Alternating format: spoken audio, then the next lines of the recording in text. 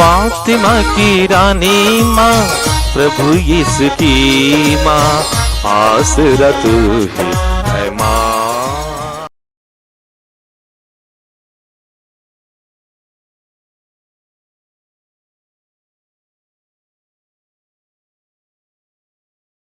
पहला पाठ। ईश्वर समस्त मानव जाति का सूत्रधार और विधाता है। वह गैर यहूदी सम्राट सीरूस द्वारा अपनी प्रजा इस्राएल का उद्धार करता है। हमें विश्वास होना चाहिए कि ईश्वर हमारे जीवन की प्रत्येक घटना जानता है और इसके द्वारा हमें मुक्ति के मार्ग पर ले चलता है। नबी इसायास का ग्रंथ से आज का पहला पाठ, अध्याय 45, पद संख्याएं 1, 4 से 6 तक। प्रभु ने अपने अभिषिक्त सीरूस का दाहिना हाथ संभाला है। उसने राष्ट्रों को सीरूस के अधीन कर दिया और राजाओं के शस्त्र ले लिए। प्रभु ने उसके लिए फाटकों को तोड़ दिया। अब उसके सामने कोई भी द्वार बंद नहीं रहा। प्रभु उसी सीरूस से यह कहता है, मैं अपने सेवक याकूब तथा अपने कृपा पात्र इस्राएल के कारण तुमको नाम लेकर बुलाया और महान बना दिया है। यद्यपि तुम मुझे नहीं जानते। मैं ही प्रभु हूँ, कोई दूसरा नहीं। मुझे छोड़कर कोई अन्य ईश्वर नहीं है। यद्यपि तुम मुझे नहीं जानते, तो भी मैं तुम्हें शस्त्र प्रदान किए, जिससे पूर्व से पश्चिम तक सभी लोग यह जान जाएं कि मुझे छोड़कर कोई दूसरा नहीं। प्रभु की वाणी। ईश्वर को धन्यवाद। भजन अनुवाक्य। अनुवाक्य। प्रभु की महिमा तथा शक्ति का बखान करो। प्रभु की महिमा तथा शक्ति का बखान करो। प्रभु के आदर में नया गीत गाओ। समस्त पृथ्वी प्रभु का भजन सुनाओ। सभी राष्ट्रों में उसकी महिमा का बखान करो। सभी लोगों को उनके अपूर्व कार्यों का गीत सुनाओ। अनुवाक्य। प्रभु की महिमा तथा शक्ति का बखान करो। प्रभु की महिमा तथा शक्ति का बखान करो। प्रभु महान है और अत्यंत प्रशंसनीय। अन्य राष्ट्रों के देवता निस्सार है। हमारा प्रभु ही परम श्रद्धेय है। प्रभु ने आकाश का निर्माण किया है। अनुवाक्य। प्रभु की महिमा तथा शक्ति का बखान करो। प्रभु की महिमा तथा शक्ति का बखान करो। पृथ्वी की सभी जातियों, प्रभु की महिमा तथा शक्ति का बखान करो। उसके नाम की महिमा का गीत सुनाओ। चढ़ावा लेकर प्रभु के प्रांगण में प्रवेश करो। अनुवाक्य। प्रभु की महिमा तथा शक्ति का बखान करो। प्रभु की महिमा तथा शक्ति का बखान करो। प्रभु के मंदिर में उसकी आराधना करो। समस्त पृथ्वी उसके सामने कांप उठे। राष्ट्रों को यह घोषित करो, प्रभु ही राजा है। वह न्यायपूर्वक सभी लोगों का विचार करेगा। अनुवाक्य। प्रभु की महिमा तथा शक्ति का बखान करो। प्रभु की महिमा तथा शक्ति का बखान करो। दूसरा पाठ। थिस्सलुनीकियों के नाम संत पौलुस का पत्र, अध्याय 1, पद संख्याएं 1 से 5 तक। पिता परमेश्वर तथा प्रभु यीशु मसीह पर आधारित थेसलनिकियों के कलीसिया के नाम पौलुस, सिलवानुस तथा तिमोथी का पत्र। आप लोगों को अनुग्रह तथा शांति। जब जब हम आप लोगों को अपनी प्रार्थना में याद करते हैं तो हम हमेशा आप सबों के कारण ईश्वर को धन्यवाद देते हैं। आपका सक्रिय विश्वास, प्रेम से प्रेरित आपका परिश्रम तथा हमारे प्रभु यीशु मसीह पर आपका अटल भरोसा, यह सब हम अपने पिता परमेश्वर के सामने निरंतर स्मरण करते हैं। भाइयों, हम जानते हैं कि ईश्वर आपको प्यार करता है। ईश्वर ने आपको चुना है क्योंकि हमने नीरे शब्दों द्वारा नहीं बल्कि सामर्थ्य, पवित्र आत्मा तथा दृढ़ विश्वास के साथ आप लोगों के बीच अपने सुसमाचार का प्रचार किया। प्रभु की वाणी। ईश्वर को धन्यवाद। जय घोष। Alleluia, alleluia. प्रभु कहते हैं, मार्ग, सत्य और जीवन मैं हूँ। मुझसे होकर गए बिना कोई पिता के पास नहीं आ सकता। हालेलुया। प्रभु आप लोगों के साथ हो और आपकी आत्मा के साथ। संत मत्ती के अनुसार पवित्र सुसमाचार। हे प्रभु तेरी महिमा हो। अध्याय 22 पद संख्याएं 15 से 22 तक। उस समय फरीसियों ने जाकर आपस में परामर्श किया कि हम किस प्रकार यीशु को उनकी अपनी बात के फंदे में फंसाए। इन्होंने यीशु के पास हेरोदियों के साथ अपने शिष्यों को यह प्रश्न पूछने भेजा, गुरुवर, हम यह जानते हैं कि आप सत्य बोलते हैं और सच्चाई से ईश्वर के मार्ग की शिक्षा देते हैं। आपको किसी की परवाह नहीं, आप मुंह देखी बात नहीं करते। इसलिए हमें बताइए, आपका क्या विचार है? कैसर को कर देना उचित है या नहीं? उनकी धूर्तता भांपकर यीशु ने कहा, ढोंगियों, मेरी परीक्षा क्यों लेते हो? कर का सिक्का मुझे दिखलाओ। जब उन्होंने 1 दीनार प्रस्तुत किया तो यीशु ने उनसे कहा, यह किसका चेहरा और किसका लेख है? उन्होंने उत्तर दिया, कैसर का। इस पर यीशु ने उनसे कहा, तो जो कैसर का है उसे कैसर को दो, और जो ईश्वर का है उसे ईश्वर को। यह सुनकर वे अचंभे में पड़ गए और यीशु को छोड़कर चले गए। प्रभु का सुसमाचार। हे क्रिस्त तेरी स्तुति हो। आज का पहला पाठ नबी इसहाक के ग्रंथ से है। अध्याय 45 और संख्या 1 फिर 4 से 6 तक।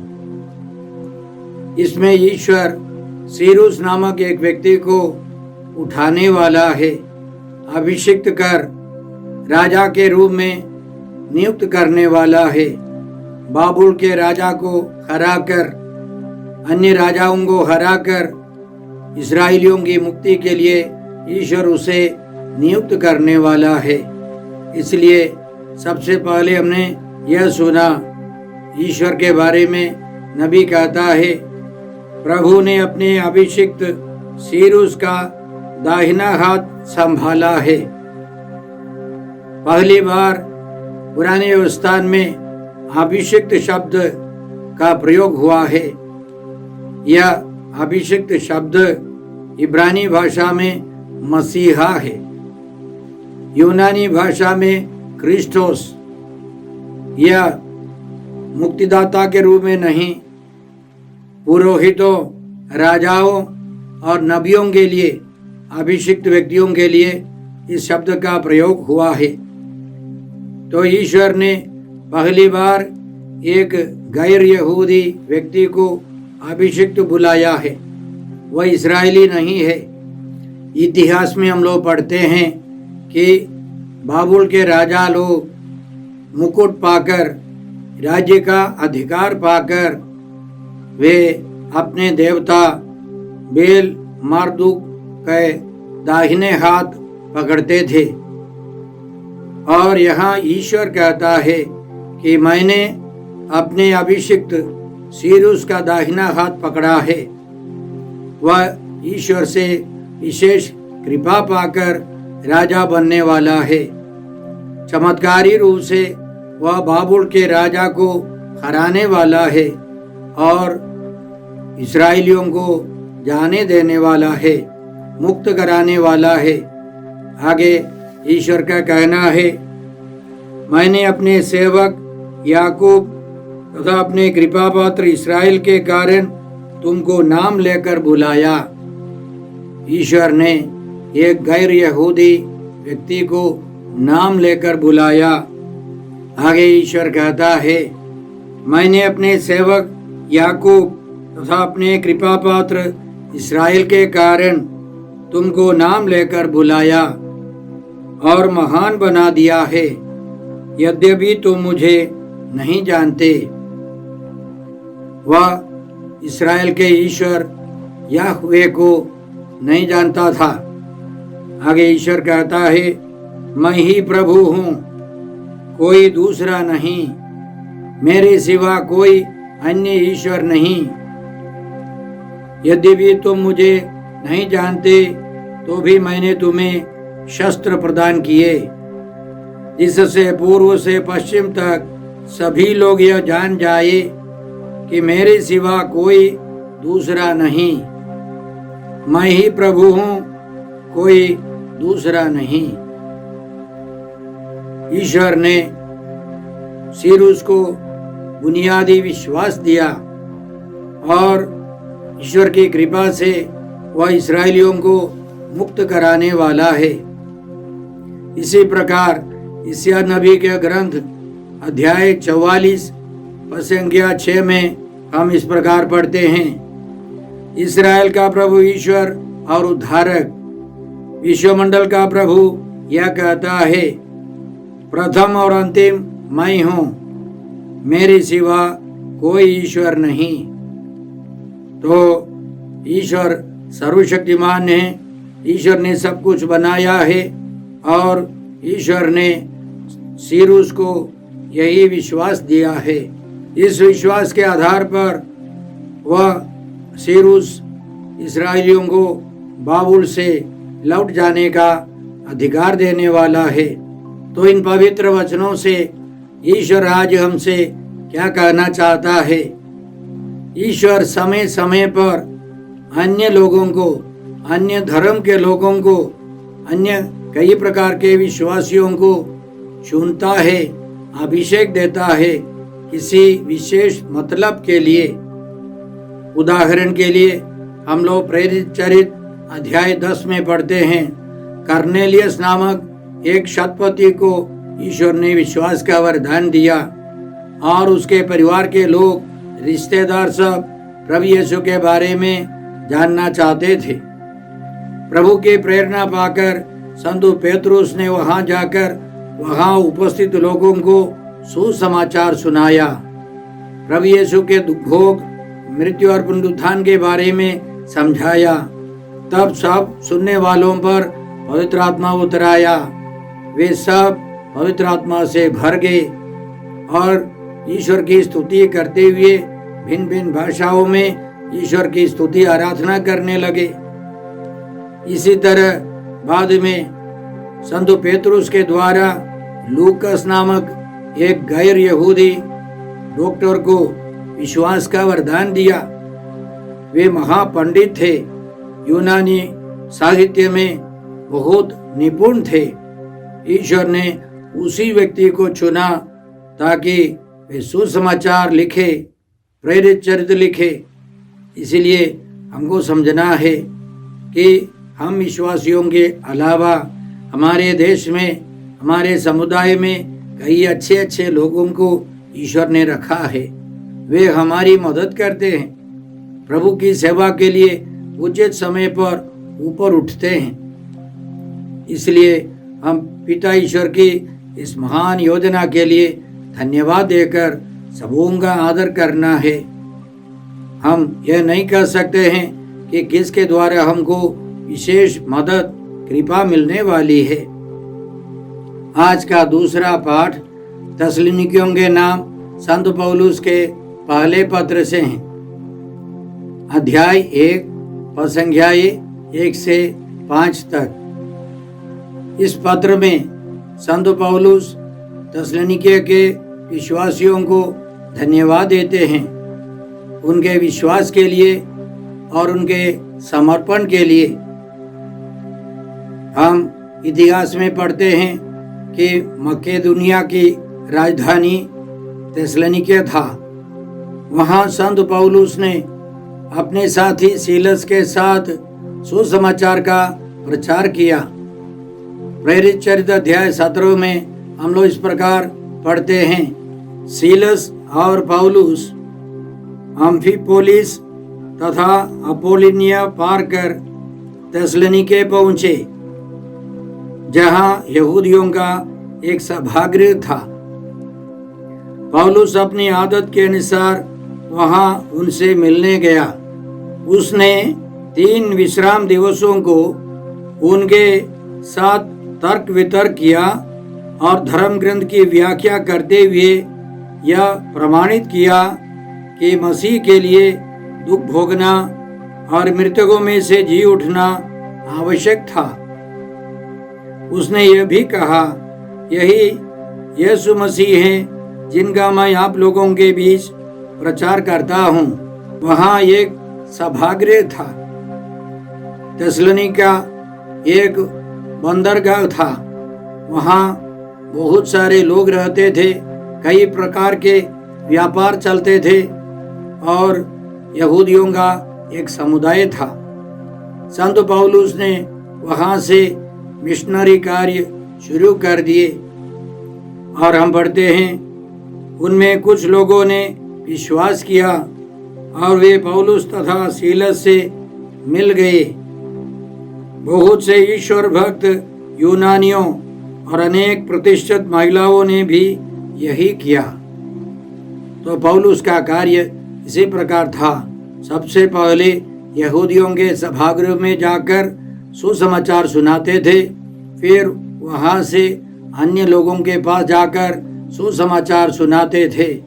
इसलिए संत पौलुस उनको धन्यवाद देकर कहते हैं, आज के पाठ में आपका सक्रिय विश्वास, प्रेम से प्रेरित आपका परिश्रम तथा हमारे प्रभु यीशु मसीह पर आपका अटल भरोसा, यह सब हम अपने ईश्वर और पिता के सामने निरंतर स्मरण करते हैं।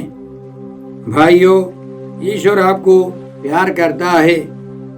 हम जानते हैं कि ईश्वर ने आपको चुना है, क्योंकि हमने निरे शब्दों द्वारा नहीं बल्कि सामर्थ्य, पवित्र आत्मा तथा दृढ़ विश्वास के साथ आप लोगों के बीच सुसमाचार का प्रचार किया।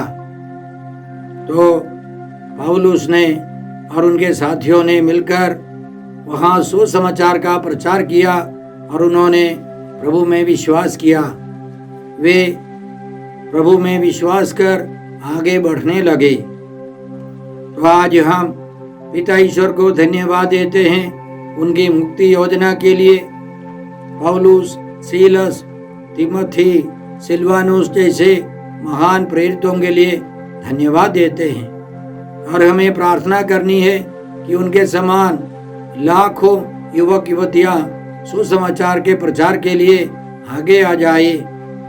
इस दुनिया को, इस समाज को बदलना है, हमें और अच्छा बनना है। आज के सुसमाचार में हमने सुना कि कैसे फरीसियों और हेरोदियों ने मिलकर प्रभु यीशु को फंसाने का प्रयास किया, प्रभु यीशु की गलती पकड़ने के लिए कोशिश की और वे विफल हो गए। इस घटना में सबसे पहले हम यह सीखते हैं कि फरीसी और हेरोदी दोनों अलग अलग स्वभाव के थे। वे आपस में प्यार नहीं करते थे, लेकिन यीशु को फंसाने के लिए वे दोनों एक साथ आए।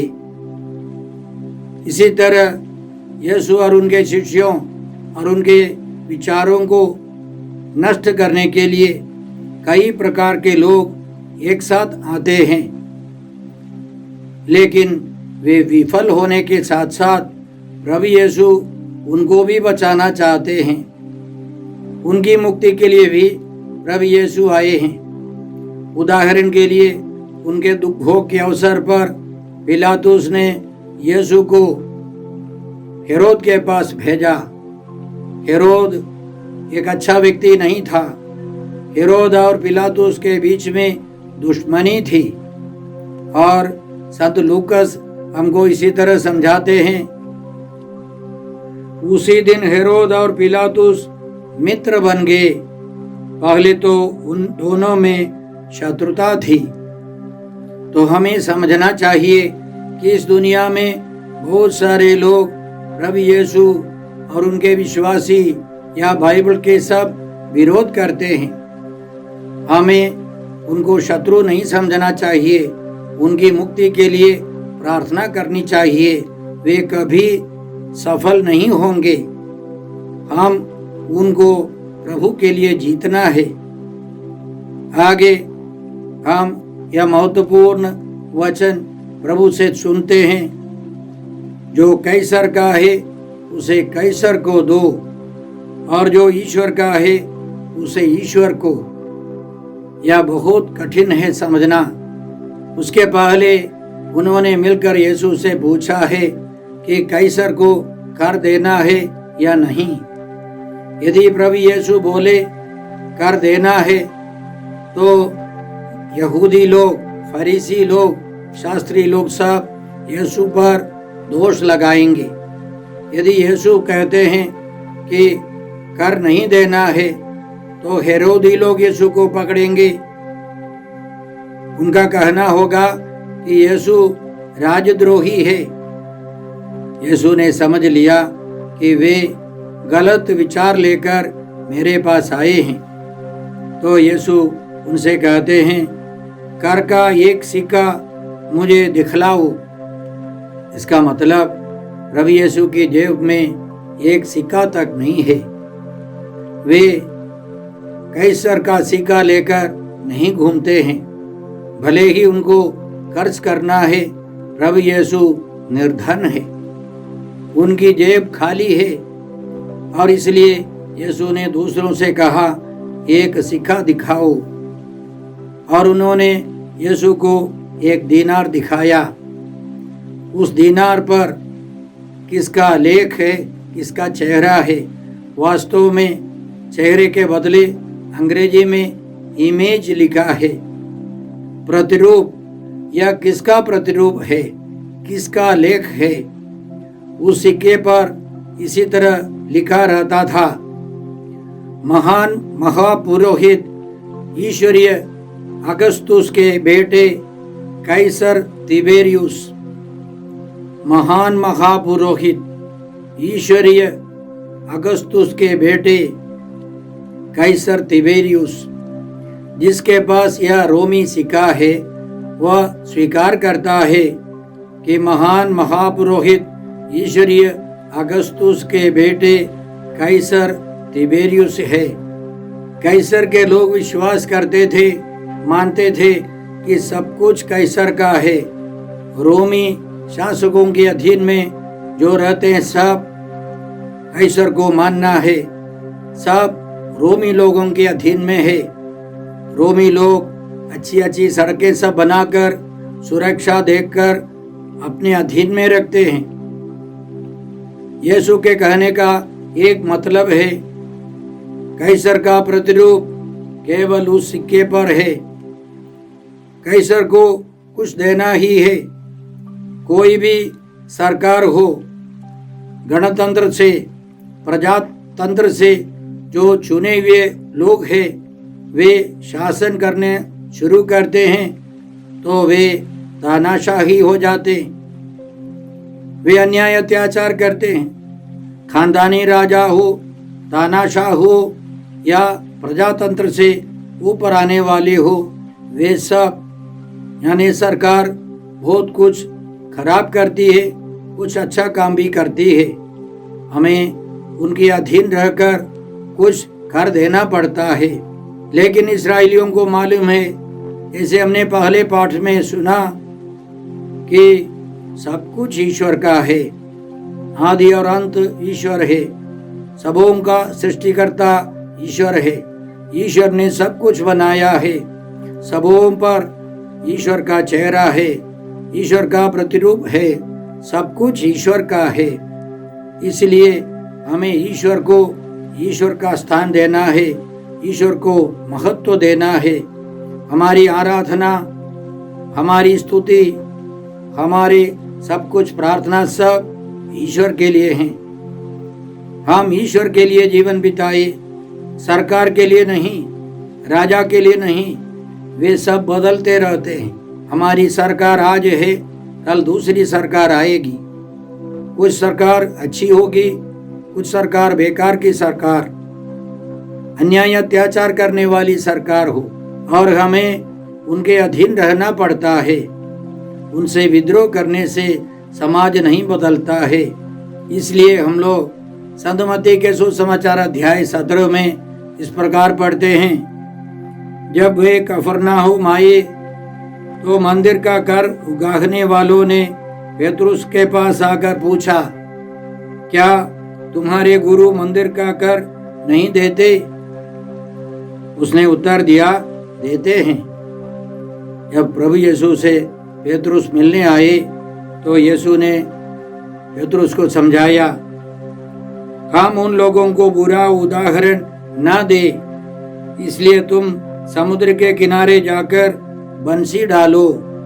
जो मछली पहले फंसेगी उसे पकड़ लेना और उसका मुंह खोल देना, उसमें तुम्हें एक सिक्का मिलेगा।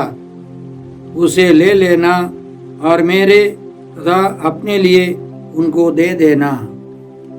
देखिए, प्रभु यीशु ने यरूशलेम मंदिर के लिए कर दिया, अपने लिए और पेतरुस के लिए। और इसी तरह यीशु की अंतिम प्रार्थना में संत यूहन्ना के सुसमाचार अध्याय 17 में यीशु की प्रार्थना हम विश्वासियों के लिए इस प्रकार है। प्रभु यीशु अपने पिता ईश्वर से कहते हैं, मैंने उन्हें तेरी शिक्षा प्रदान की है। हम विश्वासियों के लिए यीशु प्रार्थना करते हैं। संसार ने उनसे बैर किया, क्योंकि जिस तरह मैं संसार का नहीं हूँ उसी तरह वे भी संसार के नहीं है। मैं यह नहीं मांगता कि तू उन्हें संसार से उठा ले, बल्कि यह कि तू उन्हें बुराई से बचा। वे संसार के नहीं है, जिस तरह मैं भी संसार का नहीं हूँ। हमें इस संसार में तरह तरह के लोगों के बीच रहना है, उनको प्यार कर, उनको आदर देकर जीना है। तो हमको व्यापार में हो, सरकार को हो, हमको कर देना है, टैक्स देना है, यह उचित है। इसलिए संत पेतरुस अपने पहले पत्र अध्याय 2 प्रसंगियाई 13 से इस प्रकार लिखते हैं, आप लोग प्रभु के कारण हर प्रकार के मानवीय शासकों की अधीनता स्वीकार करें, चाहे वह अधीनता सम्राट की हो जिसके पास सर्वोपरि अधिकार है, चाहे वह राज्यपालों की हो जो कुकर्मियों के दंड तथा सत्कर्मियों की प्रशंसा के लिए सम्राट द्वारा नियुक्त किए जाते हैं। ईश्वर चाहता है कि आप अपने सदाचरण द्वारा अनर्गल बातें करने वाले मूर्खों का मुंह बंद कर दे। आप लोग स्वतंत्र व्यक्तियों की तरह आचरण करें, किंतु स्वतंत्रता की आड़ में बुराई न करें, बल्कि ईश्वर के दासों की तरह आचरण करें। सब मनुष्यों का सम्मान करें, भाइयों को प्यार करें, ईश्वर पर श्रद्धा रखें और सम्राट का सम्मान करें। इस प्रकार ही हम लोग इस देश को या किसी भी व्यवस्था को बदल सकते हैं। हम लोग हिंसात्मक तरीके से एक समाज को बदल नहीं सकते हैं। हमें प्रभु यीशु का रास्ता अपनाना है। हमें सरकार को कुछ न कुछ देना पड़ता है, लेकिन सर्वोपरि ईश्वर है। हम ईश्वर के लिए जीते हैं। सब कुछ ईश्वर के चरणों में हमें समर्पित करना है। इसलिए हम प्रभु से कृपा मांगते हैं। हे पिता ईश्वर, हे प्रभु यीशु, हे पवित्र आत्मा ईश्वर, आज के सारे पवित्र वचनों के लिए हम तुझे धन्यवाद देते हैं और तुझसे प्रार्थना करते हैं कि हम अपनी सरकार का आदर करते हुए सबसे प्रथम स्थान ईश्वर को दे सके। ईश्वर की आज्ञाओं का पालन कर ईश्वर की संतान का जीवन बिता सके। हम यह प्रार्थना करते हैं प्रभु क्रिस्त के द्वारा। हमारे प्रभु यीशु क्रिस्त की कृपा, ईश्वर का प्रेम और पवित्र आत्मा का साहचर्य आप सबों को प्राप्त हो। आमीन।